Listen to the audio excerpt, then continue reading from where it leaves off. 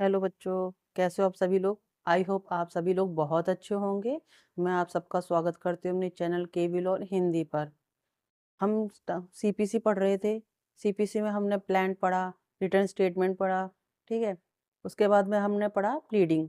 तो प्लीडिंग जो डिपेंड करती है वो डिपेंड करती है प्लांट पे, क्योंकि फर्स्ट वही दायर की जाती है जिसके बेस पे रिटर्न स्टेटमेंट तैयार किया जाता है प्लांटिव डिफेंडेंट के द्वारा। तो आज हम देखेंगे कि वाद पत्र के जो दायर करने के वो जो रूल्स होते हैं वो क्या होते हैं। तो सबसे पहले हम समझते हैं कि किसी भी वाद की रीढ़ की हड्डी जो होता है वो होता है वाद पत्र। तो ये बहुत महत्वपूर्ण होता है कि हमारा वाद पत्र ऐसा ड्राफ्ट होना चाहिए जिसे पढ़कर न्यायालय को मामले का पूर्ण रूप समझने में सहायता मिले। वाद दायर करने से पहले कुछ नियम लागू किए जाते हैं जिसका आधार पर ही वाद पत्र तैयार किया जाता है, जो इस प्रकार से है। तो इसका जो क्वेश्चन है हम पहले वो पढ़ लेते हैं ताकि आपको आंसर समझ में आ जाए कि वाद पत्र दायर करने के क्या नियम हैं और संक्षेप में इनका वर्णन कीजिए। तो आंसर है इसका, वाद पत्र दायर किए जाने के नियम। दीवानी न्यायालय में वाद दायर करने से संबंधित नियम धारा 26 तथा आदेश 4, 6 और 7 में वर्णित है कि धारा 26 के अनुसार प्रत्येक वाद या तो वाद पत्र पेश करके या किसी अन्य ऐसे ढंग से जैसा कि निश्चित किया जाए दायर किया जा सकता है। आदेश 4 नियम 1 के अनुसार प्रत्येक वाद न्यायालय या ऐसे पदाधिकारी को जिसे न्यायालय उस वाद से नियुक्त करे वाद पत्र पेश करके दायर किया जाएगा और प्रत्येक वाद पत्र आदेश 6 और 7 में दिए गए अभिवचनों से संबंधित नियमों का पालन जहां तक वे लागू हो सके करेगा। ठीक है, हम वो नियम देखते हैं जो कि एक प्लांट के लिए इम्पोर्टेंट होते हैं। वाद पत्र में वर्णित विवरण। आदेश 7 नियम 1 के अनुसार वाद पत्र में निम्नलिखित वर्णन किए जाने चाहिए। तो ये कुछ नियम है जिसकी इंफॉर्मेशन उसमें वाद पत्र में इम्पोर्टेंट होती है। पहला है उस न्यायालय का नाम जिसमें वाद पत्र पेश किया जाता है। तो आपको जिस भी न्यायालय में, जिस भी कोर्ट में आपको अपना वाद दायर करना है, चाहे वो सुप्रीम कोर्ट हो, हाई कोर्ट हो, डिस्ट्रिक्ट कोर्ट हो या फिर किसी और स्टेट का कोर्ट हो, उसका नाम वगैरह सब मेंशन करना होता है। सेकंड है वादी का नाम, विवरण और निवास स्थान। जिसने वाद दायर किया है उसका नाम, वो कहाँ रहता है, उसकी पूरी इंफॉर्मेशन दी जाती है। थर्ड है किसके खिलाफ उसने वाद दायर किया है, यानी प्रतिवादी का नाम, विवरण और निवास स्थान जहां तक कि निश्चित किया जा सके। फोर्थ है यदि वादी या प्रतिवादी नाबालिग है और अस्वस्थ है यानी अनसाउंड है तो इसका भी प्रभाव कथन पर पड़ता है। तो ये भी मेंशन करना है कि वो नाबालिग है या अनसाउंड माइंड का है। फिफ्थ है वाद कारण के तथ्य तथा वे कब उत्पन्न हुए थे। ये कॉज ऑफ एक्शन क्या है, जो हमने लास्ट वीडियो में पढ़ा था कॉज ऑफ एक्शन, वो क्या है, रीजन क्या है जिसकी वजह से आप एक मामले को कोर्ट तक लेके जा रहे हैं।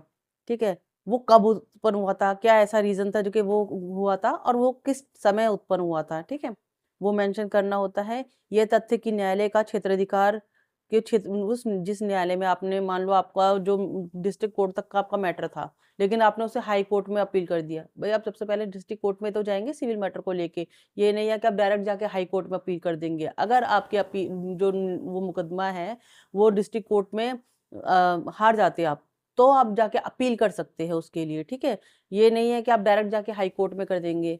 ठीक है, तो स्टेप बाय स्टेप ही आप वाद को दायर कर सकते हैं। सेवंथ है कि वो अनुतोष जिसका दावा वादी करता है, मतलब आपने वाद दायर किया है तो आपको क्या रिलीफ चाहिए, आपको मुआवजा चाहिए या कोई पार्टीशन चाहिए, तो जो भी आपको रिलीफ चाहिए वो भी आपको मेंशन करना होगा। ठीक है, यदि वादी ने कोई मुजराई यानी सेट ऑफ स्वीकार किया हो, अपने दावे का कोई भाग छोड़ दिया हो तो मुजराई या छोड़े गए भाग की भी रकम भी लिखनी होगी। ठीक है, तो उसमें आपने मान लो आपने 35,000 रुपए किसी को दिए थे तो आप उनको ये भी बताना पड़ेगा कि आपने 17,000 लिए थे या नहीं लिए थे।